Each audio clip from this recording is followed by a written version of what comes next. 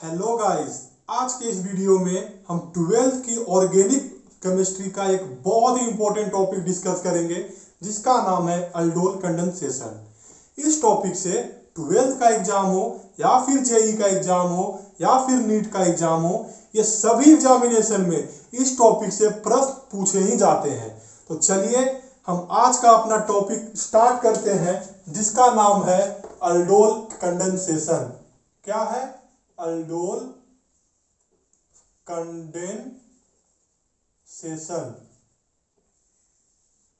मतलब इस वीडियो में बेसिकली हम ये डिस्कस करेंगे कि ये अल्डोल कंडेंसेशन रिएक्शन होता क्या है, इसे अल्डोल कंडेंसेशन रिएक्शन क्यों कहते हैं, इस अल्डोल कंडेंसेशन रिएक्शन में कौन से सबस्ट्रेट पार्टिसिपेट करते हैं और इसका डिटेल मैकेनिज्म क्या है, और अंत में मैं आपको एक बहुत ही शानदार सा शॉर्टकट ट्रिक भी सिखाऊंगा जिससे आप इसका प्रोडक्ट बिना मैकेनिज्म के ही लिख पाओगे। तो सबसे पहले ये अल्डोल कंडेंसेशन रिएक्शन में हम ये डिस्कस करेंगे कि कौन सा सबस्ट्रेट अल्डोल कंडेंसेशन रिएक्शन में पार्टिसिपेट करता है।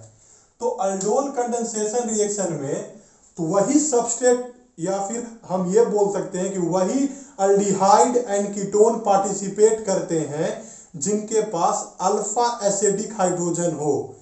कहने का मतलब ये है कि अल्डोल कंडेंसेशन रिएक्शन में वही अल्डिहाइड एंड कीटोन पार्टिसिपेट करते हैं जिनके पास क्या हो, अल्फा एसिडिक हाइड्रोजन। चलिए इसको एक एग्जांपल से समझते हैं। हमने यहाँ पे एक एग्जांपल के तौर पे लेते हैं CH2COH और ये H। ये क्या है हमारे पास? इसका नाम है एसीटल्डिहाइड। ठीक है, तो ये हमारे पास क्या है, ये फंक्शनल ग्रुप है। इसका जो एडजेसेंट वाला कार्बन है उसको हम बोलते हैं अल्फा कार्बन, और इस अल्फा कार्बन से जो हाइड्रोजन लगा हुआ है इसे हम बोलते हैं अल्फा हाइड्रोजन। क्या बोलते हैं? Alpha hydrogen. और ये अल्फा हाइड्रोजन क्या होता है, हाईली एसिडिक इन नेचर। ये हाईली एसिडिक इन नेचर क्यों होता है ये हम आगे देखेंगे। तो अब हम क्या करते हैं कि इस एसीटल्डिहाइड को हम रिएक्ट करवाते हैं एक्वस NaOH के साथ। ये एक्वस NaOH हमें क्या देगा, Na प्लस OH माइनस, जो कि एक बेस है। ये OH माइनस क्या करेगा, इस एसिडिक हाइड्रोजन को ले लेगा। ठीक है, और यहां से ये बॉन्ड ऐसे टूट जाएगा तो हमें क्या मिलेगा, ध्यान से देखना हमें क्या मिलता है, CH2COH और यहाँ पे निगेटिव, ये हमें मिला एक कार्बन आयन। ये जो कार्बन आयन होता है ना गाइस, ये हमारा रेजोनेंस स्टेबलाइज होता है क्योंकि निगेटिव चार्ज चाहेगा कि हाईली इलेक्ट्रोनिगेटिव एटम पे मैं सिचुएटेड रहूं। तो ये ऑक्सीजन पे आ गया, इसे हम कहते हैं इनोलेट अनायन। क्या कहते हैं? इनोलेट अनायन।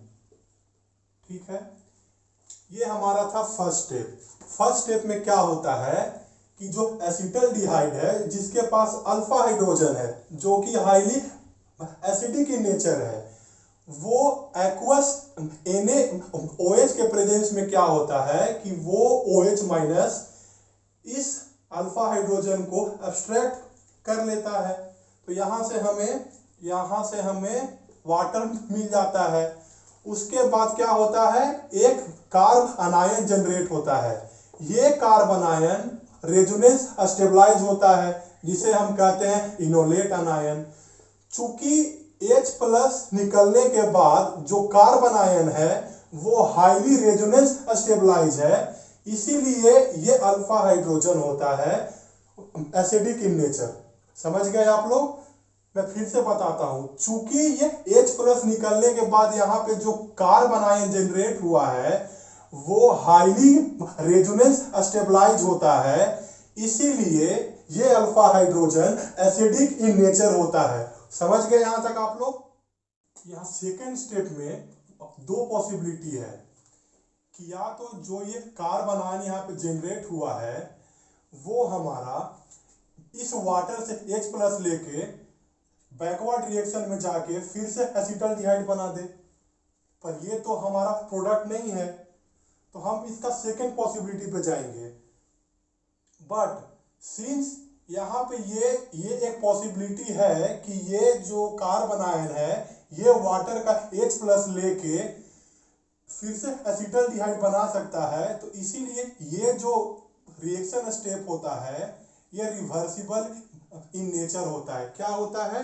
Reversible in nature. और अब हम देखते हैं कि सेकेंड पॉसिबिलिटी क्या है। सेकेंड पॉसिबिलिटी में हम ये मानते हैं कि ये जो कार्बन आयन है वो बिहेव करेगा एज अ न्यूक्लियोफाइल। तो न्यूक्लियोफाइल क्या करता है? ये एक इलेक्ट्रॉन डेफिशिएंट कार्बन सेंटर ढूंढेगा, या तो हम ये बोल सकते हैं कि एक electrophilic carbon centre ढूंढेगा।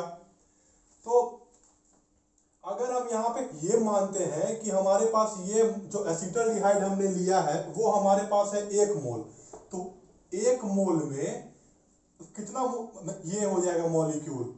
6.022 into 10⁻23 molecules हो जाएंगे। किसके? एसिटल्डिहाइड के। ठीक है, तो यहाँ पे क्या होगा कि कुछ एसिटल्डिहाइड होंगे जो इनोलेट अनायन में कन्वर्ट हो जाएंगे, पर कुछ एसिटल्डिहाइड अभी भी सॉल्यूशन में प्रेजेंट होंगे, तो हमें उसी एसिटल्डिहाइड पे भी फोकस करना है। जैसे हमने यहाँ पे लिखा ये CH2COH, तो ये एसिटल्डिहाइड जो हमारा है, सॉरी CH3 है यहाँ पे, क्योंकि यहाँ पे ऑक्सीजन हाईली इलेक्ट्रोनेगेटिव है तो ये इलेक्ट्रॉन डेंसिटी अपनी तरफ खींचेगा, तो इसकी वजह से जो ये कार्बन सेंटर है यहाँ पे पार्शियल डेल्टा पॉजिटिव आ जाएगा। तो इस पार्शियल डेल्टा पॉजिटिव के आने से ये कार्बन इलेक्ट्रोफिलिक हो गया। तो अब जो ये कार्बन आयन जो हमारा जनरेट हुआ था ये हमारा एज ए न्यूक्लियोफिलिक यहाँ पे आके अटैक कर देगा। तो ये कैसे करेगा? ये ऐसे, और ये हमारा आके ऐसे यहाँ पे अटैक कर देगा। अब यहाँ पे ध्यान देने वाली बात ये है, जहां पे मोस्ट ऑफ द स्टूडेंट से गलती होती है, कि ये दोनों कंपाउंड को जोड़ना कैसे होता है। कभी क्या करते हैं बच्चे कि जोड़ने के चक्कर में एक कार्बन सेंटर ही छोड़ देते हैं। तो मैं आपको बताता हूं कि आप ये दोनों को जोड़ोगे कैसे। तो सबसे पहले आप इस पे फोकस करना। इसको आप क्या है, यहाँ पे C है, ये ऐसे यहाँ पे अटैक करेगा तो ये ऐसे बॉन्ड ये टूट जाएगा। यहाँ पे क्या है, C है, इसके साथ क्या लगा हुआ है, CH3। ठीक है, मैं इसको यहाँ पे लिखता हूं ऐसे। ये क्या है यहाँ पे C, इसके साथ क्या लगा हुआ है, CH3, फिर इसके साथ क्या लगा हुआ है, ये हो जाएगा मतलब O-, फिर क्या लगा हुआ है, ये H। अब ये जो कार्बन सेंटर है ये वाला आके यहाँ पे ज्वाइंट होगा, तो ये वाला जो नया बॉन्ड फॉर्म हो रहा है इसको मैं रेड कलर से दिखा रहा हूँ। ठीक है, अब ये वाला कार्बन यहाँ पे आके ज्वाइंट होगा, ये क्या है, CH2, फिर इसके बगल में क्या है, C, और ये यहाँ पे डबल बॉन्ड आ जाएगा, फिर इसके बगल में क्या है, H। यहाँ तक आपको क्लियर है? मैं फिर से बता देता हूँ। इस दोनों कंपाउंड को हमको जोड़ना है, तो जिस कार्बन एटम पे अटैक हो रहा है न्यूक्लियोफाइल का, उसको हम सबसे पहले यहाँ पे लिखेंगे। उसके साथ क्या लगा हुआ है, CH3, क्या लगा हुआ है, O-, फिर और क्या लगा हुआ है, H। अब इस दोनों कंपाउंड के बीच में एक बॉन्ड फॉर्म हो रहा है, उसको हमने रेड कलर से दिखाया है। ठीक है, यहां तक समझ में आ रहा है? फिर हमने क्या देखा कि यहाँ पे क्या लगा हुआ है, ये CH2 आएगा, फिर क्या आएगा CO, फिर क्या आएगा H। यहाँ तक समझ में आ गया। अब ये जो कंपाउंड है हमारा, ये वाटर तो हमारे सॉल्यूशन में है ही, उससे H+ लेके ये O- अल्कोहल में कन्वर्ट हो जाएगा, ऐसे CH2 COH CH3 और ये हो गया H। ठीक है। अब यहाँ पे एक ध्यान देने वाली बात है कि क्यों इसका नाम ये अल्डोल रखा गया है। कंडेंसेशन तो मैं अभी थोड़ी देर में आपको बताऊंगा, अभी हम फोकस करते हैं कि क्यों इसका नाम ये रखा गया है अल्डोल। यहाँ पे हम क्या देख रहे हैं कि ये हमारे पास क्या है, कार्बोनिल, सॉरी ये अल्डिहाइड, और ये क्या है, ये है अल्कोहल। तो ये अल्डिहाइड से आया अल्ड, और ये अल्कोहल से आया ओल। ठीक है, अल्डिहाइड से आया अल्ड, अल्कोहल से आया ओल, इसीलिए इसका नाम होता है अल्डोल। समझ गए आप लोग, अल्डिहाइड से आया अल्ड, अल्कोहल से आया ओल, इसीलिए इसका नाम क्या हो गया, अल्डोल। ठीक है। वैसे इसका एक जनरल नेम भी होता है, ये हो गया अल्फा कार्बन, ये हो गया बीटा कार्बन, तो इसका नाम होता है बीटा हाइड्रोक्सी अल्डिहाइड। अगर यहाँ पे कीटोन होता तो ये हो जाता कीटोन। ऐसे इसको जनरल बोलते हैं बीटा हाइड्रोक्सी कार्बोनिल कंपाउंड। अगर कार्बोनिल के जगह पे अगर ये CO है, H है, एल्डिहाइड तो एल्डिहाइड। अगर यहाँ पे होता CH3 तो ये हो जाता है कीटोन। ठीक है, यहाँ तक आप सभी को समझ में आ गया। अब थर्ड स्टेप में क्या होता है कि अगर इस कंपाउंड को हम थोड़ा सा मतलब हीट प्रोवाइड कर दें, तो ये वाला जो अल्फा जो यहाँ पे हाइड्रोजन है और बीटा में जो हाइड्रोक्सी आयन है, ये जो है OH और ये वाला H, ये दोनों का इलिमिनेशन हो जाता है। क्या हो जाता है, इलिमिनेशन। तो ये इलिमिनेशन होने के बाद क्या बनता है, HCO CH double bond CH CH3। ठीक है, तो इसका नाम क्या हो जाता है, अल्फा, ये हो गया अल्फा पोजीशन, ये हो गया बीटा पोजीशन। तो अल्फा बीटा अनसैचुरेटेड अल्डिहाइड। ठीक है। अब आप में से बहुत के दिमाग में ये आएगा कि सर आपने सिर्फ इसी हाइड्रोजन को क्यों निकाला, यहाँ पे ये भी तो था हाइड्रोजन, है कि नहीं, ये हाइड्रोजन से भी निकल के यहाँ पे वाटर बन सकता है। तो हम अगर इस हाइड्रोजन को यहाँ से निकालते हैं तो जो यहाँ पे डबल बॉन्ड बनता है, जनरेट होता है, वो हमारा इस कार्बोनिल के साथ कंजुगेशन में होता है। ठीक है, जो कि रेजोनेंस स्टेबलाइज है। ठीक है, अगर हम इस हाइड्रोजन को निकालेंगे तो देखते हैं हमें क्या मिलता है। इस हाइड्रोजन को निकालेंगे और OH- को निकालेंगे तो हमें क्या मिलेगा, HCO CH2 CH double bond CH2। ये डबल बॉन्ड और ये कार्बोनिल कंजुगेशन में नहीं है। तो कोई भी कंपाउंड जो होता है वो चाहता है कि मैं अपना मैक्सिमम स्टेबिलिटी स्टेट में रहूं। तो जैसे ये यहाँ से वाटर निकाला, तो ये कंजुगेशन की वजह से ये डबल बॉन्ड और कार्बोनिल के बीच में ये कंपाउंड मोर स्टेबल है, मोर स्टेबल। तो इसीलिए यहां से वाटर मॉलिक्यूल निकलेगा, अल्फा और बीटा कार्बन के बीच से वाटर मॉलिक्यूल निकलेगा, ना कि इस वाले हाइड्रोजन को। यहां तक आप सभी को समझ में आ गया। अब हम यहाँ पे ये देखेंगे कि इसको अल्डोल कंडेंसेशन क्यों कहा जाता है। हमने क्या देखा, 2 मोल एसिटल्डिहाइड का एक दूसरे से कंडेंस हो रहे हैं via carbon carbon single bond. यहां पे हमने देखा, ठीक है। ये वाला है मतलब 1 यूनिट एसिटल्डिहाइड का, और ये वाला है मतलब 1 यूनिट एसिटल्डिहाइड का। ये दोनों सिंगल बॉन्ड से हुए कंडेंस। तो ये जब कंडेंस होने के बाद यहां से क्या निकला, वाटर मॉलिक्यूल। तो इसीलिए हम इसको, इस रिएक्शन को बोलते हैं अल्डोल कंडेंसेशन रिएक्शन। यहां तक आप सभी को समझ में आ गया होगा कि हमने क्या किया। अब चलिए हम इसको एक बार ओवरऑल रिकैप कर लेते हैं कि हमने आखिर इसमें क्या किया है। फर्स्ट स्टेप में क्या हुआ कि जो एक्वस NOH है वहां से जो हमें हाइड्रोक्साइड आयन मिला, वो एसिटल्डिहाइड का जो अल्फा एसिडिक हाइड्रोजन था उसको अब्स्ट्रैक्ट कर लिया। तो फिर हमें यहां से वाटर निकल गया। उसके बाद हमें क्या मिला, एक कार्बन आयन। वो कार्बन आयन रेजोनेंस स्टेबलाइज है ऐसे, तो इसे हम क्या बोलते हैं, इनोलेट अनायन, ठीक है। ये इनोलेट अनायन जो हमें मिला है, तो अब इसके आगे हमारे पास दो पॉसिबिलिटी है।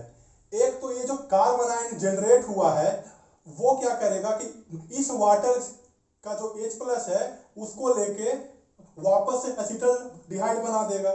तो इसकी वजह से क्या होता है कि ये जो रिएक्शन होता है वो रिवर्सिबल इन नेचर होता है, जैसे मैंने यहाँ पे आपको दिखाया है।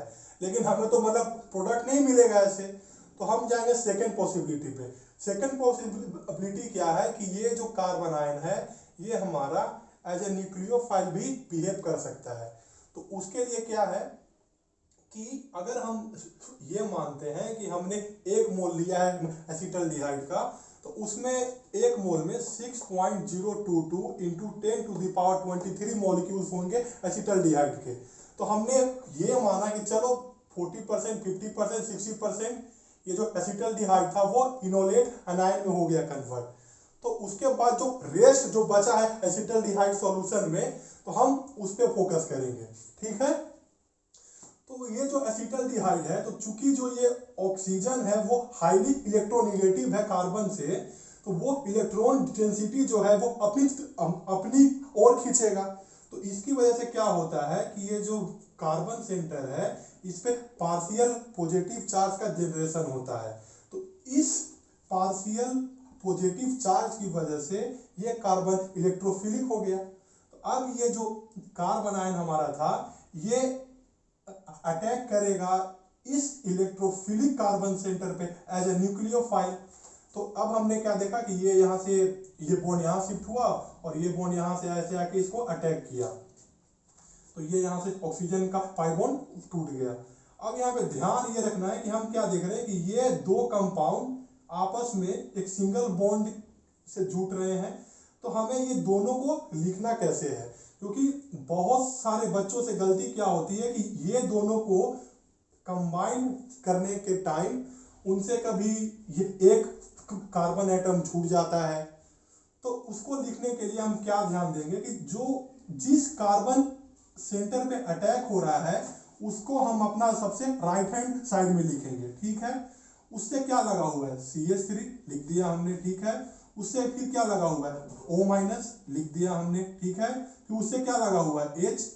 तो हम यहाँ पे क्या देखें कि जो ये कार्बन सेंटर है और ये कार्बन सेंटर है, तो इसके बीच में एक नया बॉन्ड यहाँ पे बन रहा है। तो इस बॉन्ड को हमने रेड कलर से दिखाया, ठीक है। अब क्या है कि ये CH2 यहाँ पे आके इससे हो गया ज्वाइन। CH2 के साथ क्या है, C डबल बॉन्ड O हो जाएगा, ठीक है। फिर यहाँ पे क्या है, ये H है, ठीक है। अब ये जो अब यहाँ पे क्या होगा कि हमारे पास सॉल्यूशन में है वाटर, तो ये जो O- है तो ये वाटर का H+ लेके अल्कोहल में कन्वर्ट हो जाएगा, ठीक है। अब हम यहाँ पे क्या देखें कि इसका नाम आखिर अल्डोल क्यों पड़ा, क्योंकि ये अल्डिहाइड से आया अल्ड और ये अल्कोहल से आया ऑल, इसीलिए इसका नाम हो गया अल्डोल, ठीक है। इसका एक स्पेसिफिक नेम भी है जिसे हम बोलते हैं बीटा हाइड्रोक्सी अल्डिहाइड। अगर यहाँ पे H है तो अल्डिहाइड, अगर यहाँ पे CH3 रहता तो हो जाता ये कीटोन, ठीक है। अब इसी कंपाउंड को थोड़ा सा अगर हम मतलब हीट प्रोवाइड कर दें, तो ये जो अल्फा और जो बीटा पोजीशन पे जो हाइड्रोजन और जो OH है वो हमारा इलिमिनेट हो जाता है। इलिमिनेट होने के बाद जो डबल बॉन्ड आता है वो डबल बॉन्ड इस कार्बोनिल के साथ रेजोनेंस स्टेबलाइज होता है। तो कोई भी कंपाउंड क्या चाहती है कि हम अपना मैक्सिमम स्टेबल स्टेट में जाएं। तो इसलिए ये यहाँ पे वाटर लूज करके ये डबल बॉन्ड यहाँ पे जनरेट होता है, जो कि ये रेजोनेंस डिलोकलाइजेशन की वजह से ज्यादा स्टेबल होता है। अब कुछ बच्चों के दिमाग में ये आ रहा होगा कि सर यहाँ पे तो आपने बोला कि ये हाइड्रोजन निकलेगा, यहाँ पर ये भी तो हाइड्रोजन है और ये OH है, तो ये भी तो यहाँ से निकल सकता है H2O के फॉर्म में। पर सर यहाँ पे ध्यान देने वाली बात ये है कि अगर हम इस हाइड्रोजन और OH को निकालेंगे तो डबल बॉन्ड यहाँ पे होगा, फॉर्म होगा। तो इस डबल बॉन्ड और इस कार्बोनिल के बीच में तो कोई कंजुगेशन नहीं हो रहा है, मतलब कि कोई फर्दर स्टेबिलिटी की ओर ये कंपाउंड नहीं जा रहा है या हमारा प्रोडक्ट नहीं बन रहा है। तो इसीलिए ये वाला जो स्टेप है ये फेवर नहीं करेगा और ये वाला स्टेप फेवर करेगा। यहां तक सबको क्लियर हो गया? ठीक है। अब हम आगे ये अब मैं आपको बताऊंगा वो शॉर्टकट ट्रिक जिससे आप ये बिना मैकेनिज्म लिखे हुए आप बस उसको डायरेक्ट आप प्रोडक्ट बता पाओगे। ठीक। अब हम देखेंगे अल्डोल कंडेंसेशन का वो शॉर्टकट ट्रिक कि हम उसको डायरेक्ट प्रोडक्ट हम कैसे बनाते हैं। तो हमारा अगला टॉपिक है shortcut trick of aldol condensation.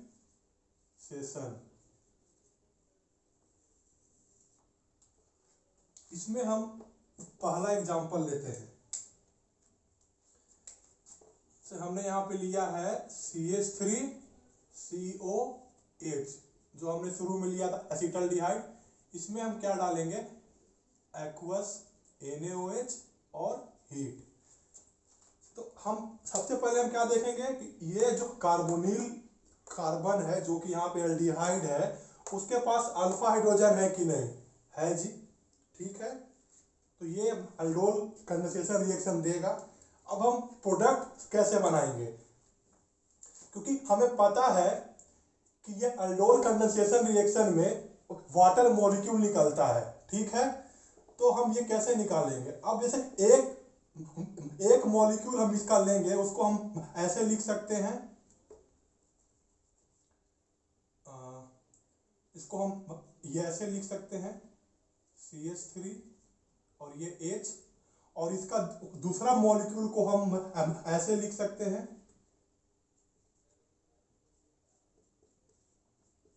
ठीक है, इसको और अगर अच्छे से लिखना चाहो तो इसको ऐसे लिख सकते हो। ठीक है, अब हमें क्या पता है, ये हमारा ये अल्फा हाइड्रोजन है और ये हमारा दूसरा जो ये एसिटल्डिहाइड का मॉलिक्यूल है। तो एक मॉलिक्यूल से 2 हाइड्रोजन निकलेगा और दूसरा जो मॉलिक्यूल है उससे ऑक्सीजन निकलेगा। ये दोनों क्या देगा निकल के? ये माइनस यहां से क्या निकलेगा? H2O। अब हमें क्या करना है, बस इसको तो ऐसे ही ड्रॉ कर देना है।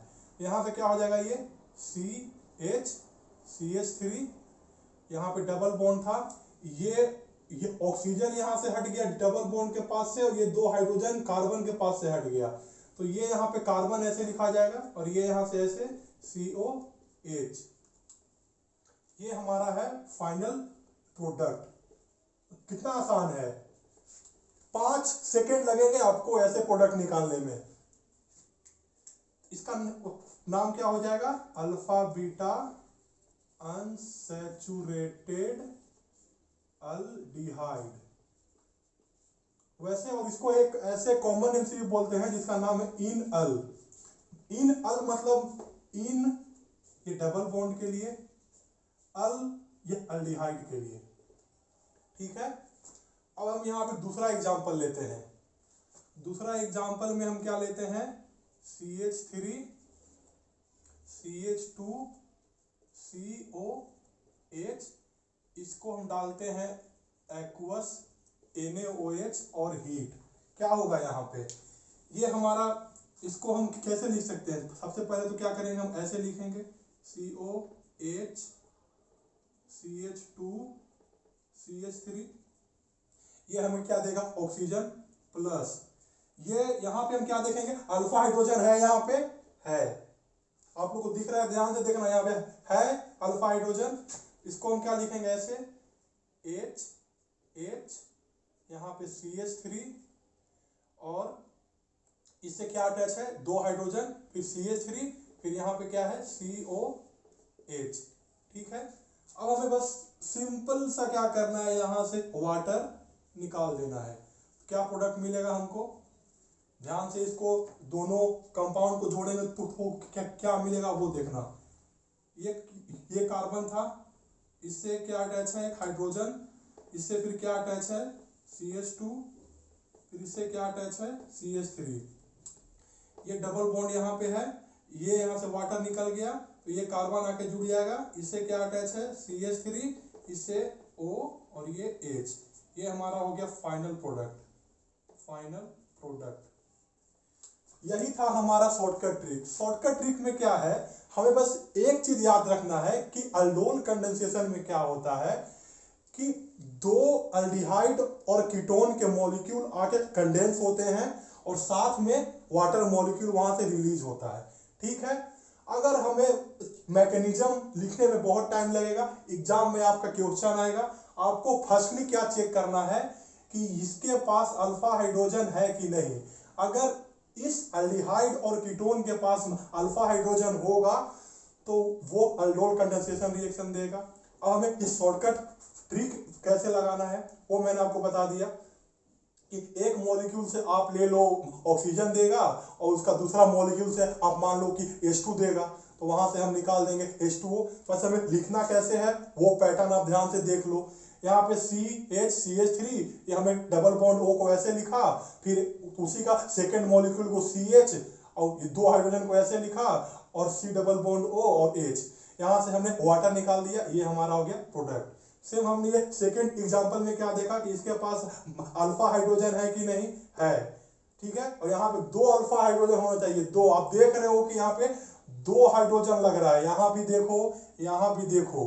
तो ये शॉर्टकट ट्रिक लगाते टाइम आप ध्यान देना कि उसके पास 2 अल्फा हाइड्रोजन होने चाहिए, 2 अल्फा हाइड्रोजन कम से कम होने चाहिए। ठीक है, यहां तक आपने देख लिया। फिर हमने यहाँ पे क्या देखा कि ये, फिर इसको हमने ऐसे लिखा ये पैटर्न में, फिर यहां से वाटर निकाल दिया, ये हमारा फाइनल प्रोडक्ट हो गया।